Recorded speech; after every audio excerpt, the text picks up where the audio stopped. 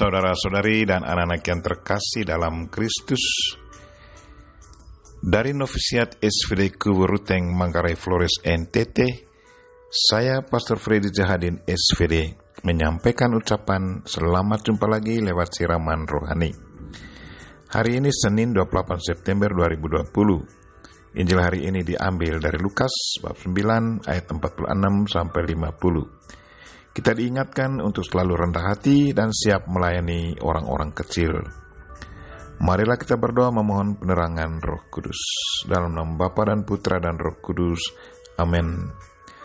Tuhan dan Allah kami, puji dan syukur kami haturkan kepadamu, karena Engkau mengajarkan kami untuk selalu rendah hati dan siap melayani sesama kami, khususnya orang-orang kecil. Tuhan, betapa sering kami berambisi untuk menjadi orang besar. Kami mohon sadarkanlah kami untuk selalu rendah hati dan siap melayani siapa saja, secara khusus mereka yang terlantar. Tuhan, utuslah Roh Kudus-Mu, terangilah pikiran dan hati kami, agar sabda-Mu yang akan kami dengar dapat kami pahami dengan baik, dan isi pesan-Mu dapat kami hayati dan amalkan dalam hidup harian kami. Doa ini kami sampaikan dengan perantaraan Kristus Tuhan kami. Amin. Tuhan sertamu. Inilah Injil Yesus Kristus menurut Lukas, bab 9 ayat 46 sampai 50. Sekali peristiwa timbullah pertengkaran di antara para murid Yesus tentang siapakah yang terbesar di antara mereka. Tetapi Yesus mengetahui pikiran mereka. Karena itu ia mengambil seorang anak kecil dan menempatkannya di sampingnya. Lalu ia berkata kepada mereka, "Barang siapa menerima anak ini demi namaku, ia menerima aku. Dan barang siapa menerima aku, menerima dia yang mengutus aku. Sebab yang terkecil di antara kalian, dialah yang terbesar." Pada kesempatan lain, Yohanes berkata, "Guru, kami melihat seorang mengusir setan demi namamu, dan kami telah mencegahnya, karena ia bukan pengikut kita."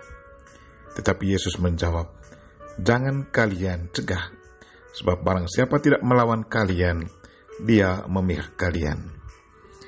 Demikianlah Injil Tuhan. Terpujilah Kristus. Saudara-saudari dan anak-anak yang terkasih dalam Kristus, tema renungan kita hari ini ialah rendah hatilah dan layanilah orang-orang kecil.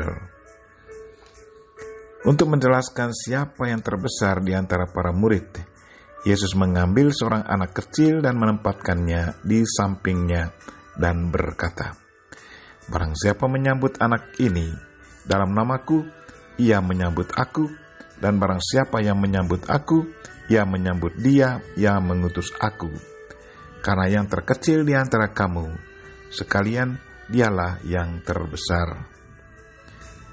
Menurut adat orang Yahudi, anak kecil belum punya hak dan kuasa, belum punya kedudukan, belum punya pengaruh dalam masyarakat. Anak kecil dalam konteks percakapan Yesus hari ini adalah mereka yang tidak punya hak dan wewenang, mereka yang tidak punya status dan pengaruh dalam masyarakat. Orang kecil adalah orang miskin, orang yang dikucilkan dari masyarakat. Orang kecil adalah orang-orang berdosa. Menurut Yesus, kalau mau menjadi orang besar dalam masyarakat, dia harus melayani orang-orang kecil, orang-orang yang terlantar. Dia harus rendah hati dan memperjuangkan hak orang kecil. Dia harus menjadi suara dari mereka yang haknya diperkosa oleh orang yang berkuasa dan berduit. Dia harus mengangkat orang yang harga dirinya diperkosa, menjadi perangkul dan pengayom orang yang dicerai-beraikan oleh mereka yang punya kuasa. Melayani mereka yang tertindas atau melayani orang-orang kecil berarti melayani Yesus Kristus sendiri.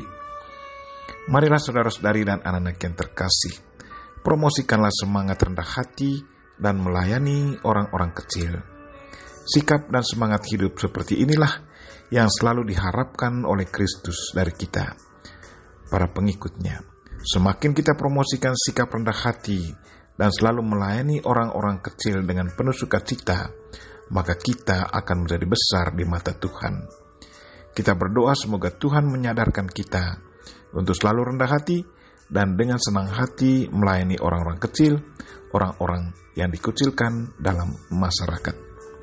Kita mohon Bunda Maria untuk selalu mendoakan kita. Amin. Marilah kita mohon berkat Tuhan. Tuhan sertamu. Semoga Allah yang Maha Kuasa dan Maha Kasih melindungi, membimbing, dan memberkati saudara dan orang-orang yang kita doakan pada hari ini, secara khusus saudara-saudari kita yang lagi sakit, Bapa dan Putra dan Roh Kudus. Amin.